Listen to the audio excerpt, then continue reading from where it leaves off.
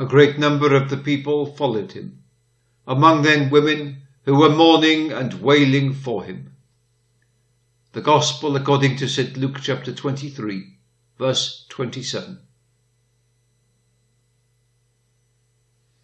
Amid the rabble which hounded the Redeemer to his doom, there were a few gracious souls whose bitter anguish sought vent in wailing and lamenting, fit music to accompany that march of woe.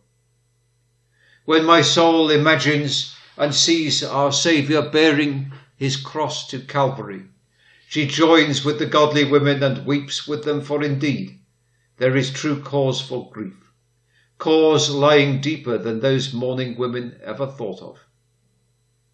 They bewailed innocence maltreated, goodness persecuted, love bleeding, and meekness about to die. But my heart has a far deeper and more bitter cause to mourn.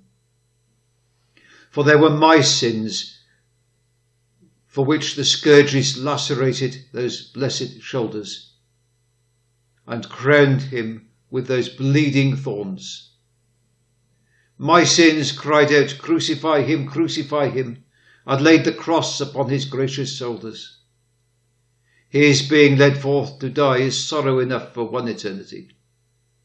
But my having been his murderer is more, infinitely more grief than one poor fountain of tears can ever express.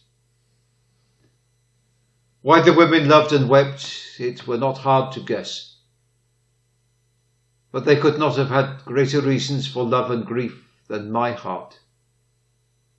Nain's widow saw her son restored, but I myself have been raised to a newness of life. Peter's mother-in-law was cured of the fever, but I of the greater plague of sin. Out of Mary Magdalene 7 devils were cast, but a whole legion from me. Mary and Martha were favoured with visits, but he lives in me. His mother bore his body, but he is formed in me the hope of glory. In nothing behind the holy women in debt, let me not be behind them in gratitude or sorrow.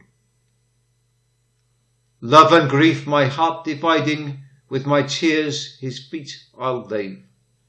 Constant still in heart abiding, weep for him who died to save. Amen.